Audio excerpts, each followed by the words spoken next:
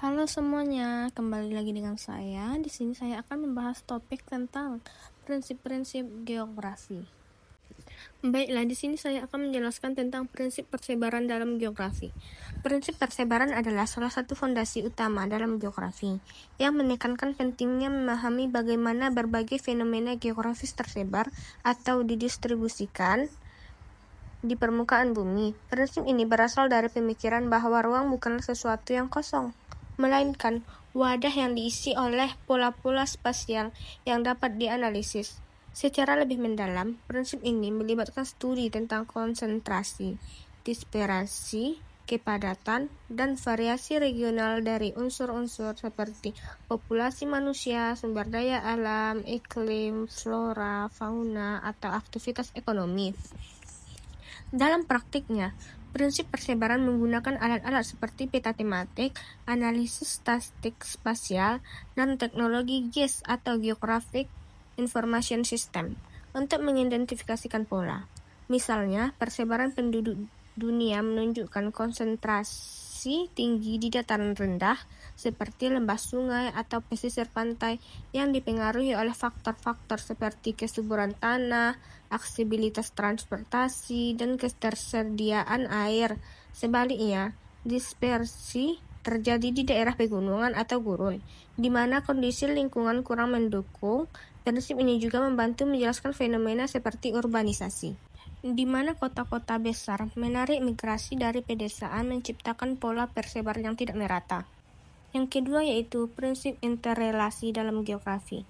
Prinsip interrelasi juga dikenal sebagai prinsip saling keterkaitan, menyatakan bahwa semua unsur geografis, baik fisik maupun manusia, saling terkait dan memengaruhi satu sama lain.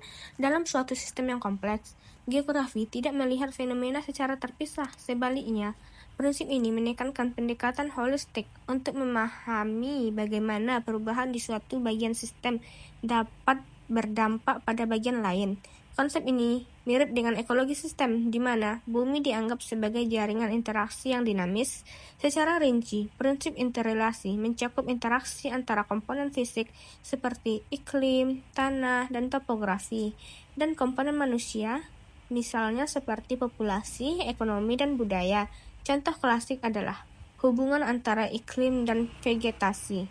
Iklim tropis mendukung hutan hujan yang pada gilirannya memengaruhi pola pertanian, misalnya perkebunan kelapa sawit, dan kehidupan manusia seperti risiko deforestasi. Prinsip ini juga berlaku dalam konteks manusia lingkungan, seperti bagaimana aktivitas industri di kota-kota besar menyebabkan populasi udara yang memengaruhi kesehatan penduduk dan bahkan iklim global melalui efek rumah kaca. Prinsip deskripsi dalam geografi. Prinsip deskripsi adalah pendekatan dasar dalam geografi yang berfokus pada penggambaran akurat, objektif, dan detail tentang fenomena geografis tanpa interpretasi mendalam atau analisis kausal. Prinsip ini menekankan pentingnya observasi empiris dan dokumentasi sebagai langkah awal dalam studi geografi. Sebelum melangkah ke analisis atau sintesis, secara etimologis, deskripsi berasal dari kata Latin describere, yang berarti menulis tentang atau menggambarkan. Dalam praktiknya, prinsip deskripsi melibatkan pengumpulan data melalui survei lapangan, pengukuran, dan visualisasi seperti peta, diagram, dan foto. Misalnya, mendeskripsikan sebuah gunung mungkin mencakup lokasi koordinatnya, lintang dan bujur, ketinggian, bentuk lereng, jenis batuan, dan vegetasi yang ada. Prinsip ini juga menggunakan alat kuantitatif seperti skala peta, legenda, dan statistik dasar untuk memberikan gambaran yang tepat.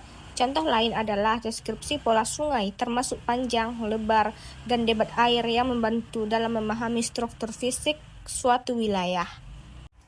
Prinsip korologi dalam geografi.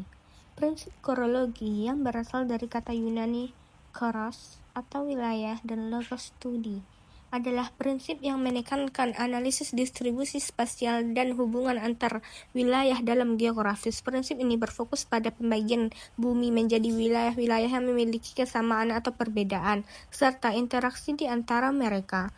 Karologi sering dianggap sebagai inti dari geografi regional yang bertujuan untuk memahami bagaimana ruang geografis terorganisir dan saling terkait. Secara mendalam, prinsip korologi melibatkan teknik seperti regionalisasi, klasifikasi wilayah berdasarkan pembagian dunia menjadi zona iklim. Misalnya iklim tropis, subtropis, dan lain-lain.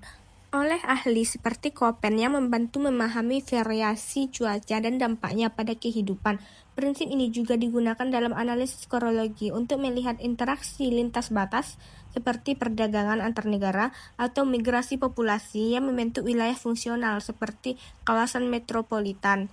Implikasi prinsip ini luas dalam bidang seperti perencanaan regional, geopolitik, dan ekologi. Misalnya, korologi membantu dalam identifikasi ekoregion di mana wilayah dengan ekosistem serupa dipetakan untuk konservasi secara teoritis. Prinsip ini mendorong geografi untuk melihat bumi sebagai mosaik wilayah yang dinamis, di mana batas-batas bukanlah garis statis melainkan zona transisi.